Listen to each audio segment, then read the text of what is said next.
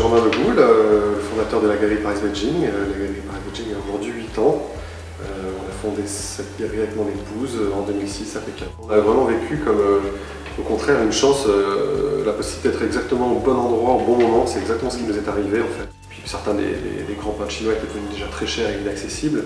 Et nous, on présentait de la photo, des jeunes artistes, donc c'était très accessible pour les expatriés. Et donc on s'est fait tout de suite un petit nom et on a commencé à bien marcher. Et au bout d'un an, on avait déjà fait nos deux beaux succès commerciaux avec 2 expositions. Et du coup, ça nous a permis de nous développer assez rapidement en fait. On avait déjà commencé à développer un peu une clientèle de collectionneurs ici en France, en faisant Art Paris, en étant très présent dans certains festivals. Certains de nos artistes commençaient déjà aussi à se faire connaître, comme New Bolin par exemple, déjà à l'époque. Donc du coup, tout de suite on a eu quand même voilà, un petit peu d'écoute de la part du public parisien et ça s'est relativement bien passé aussi, même si les 2 premières années n'étaient pas faciles. Et c'est vrai que tout ce qu'on gagne, globalement, on réinvestit dans la galerie ou pour changer d'espace ou pour offrir des expositions un peu exceptionnelles aux artistes, comme ce qu'on a fait à Art Paris avec le fameux point de Bolin qui était devant le Grand Palais. Bon, c'est des budgets colossaux pour déplacer une sculpture comme ça de 10 tonnes de Pékin.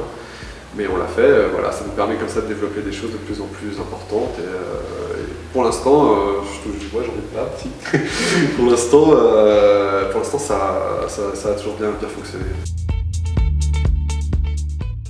C'est effectivement une œuvre qui peut être comprise comme une œuvre contestataire, qui l'est sans doute dans une... En fait, c'est un petit peu, si vous voulez, ce point, c'est un petit peu le symbole de l'ambivalence de la Chine. D'un côté, il y a cette Chine qu'on déteste, que les gens de là-bas n'arrivent plus à palper, qui se développe à outrance, cette autorité qui est sous-jacente pour tous les artistes, ils la vivent, ils la combattent bien sûr, ce point autoritaire qui vient comme ça écraser le sol.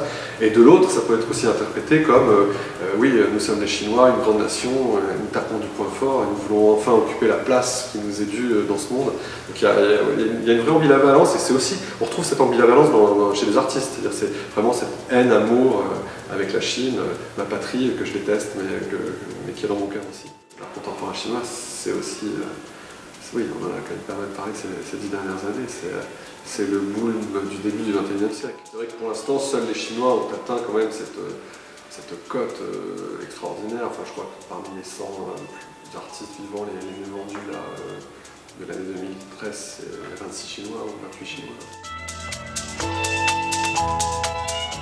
Pour moi, c'est la part la plus importante de la promotion, c'est notre métier en fait. Si on devait dire qu'est-ce qu'une galerie d'art, c'est une agence qui promeut le travail d'un artiste, c'est la promotion. Et ça passe par la communication, le PR, les foires bien évidemment, n'oubliez pas les foires, tout ce qui peut faire en sorte l'édition. On fait de l'édition depuis qu'on existe aussi, c'est important de le dire. Ça montre qu'on est une galerie qui ont vraiment envie de soutenir nos artistes, parce que c'est onéreux de produire des livres aujourd'hui. Je crois qu'aujourd'hui c'est immanquable. Enfin, il faut vraiment faire partie de ce petit monde des foires d'art contemporain, si on peut, si on a la chance de pouvoir le faire de manière internationale. Bon, Art Paris a une place un peu particulière pour nous parce que c'était notre première foire, on était tout jeune, on avait la galerie depuis 1 an, ils nous ont accueillis ici, c'était en 2007. Et ça s'est tout de suite bien passé et ça nous a permis de rencontrer enfin des collectionneurs aussi ici parisiens.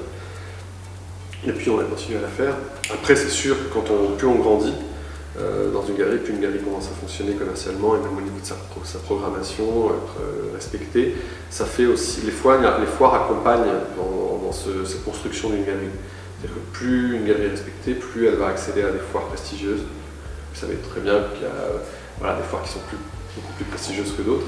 Et donc voilà, c'est vrai que pouvoir enfin arriver à Art Basel ou à la FIAC ou à Paris Photo, qui sont des foires de premier ordre, effectivement c'est très important pour nous et c'est très important pour l'ensemble des galeristes.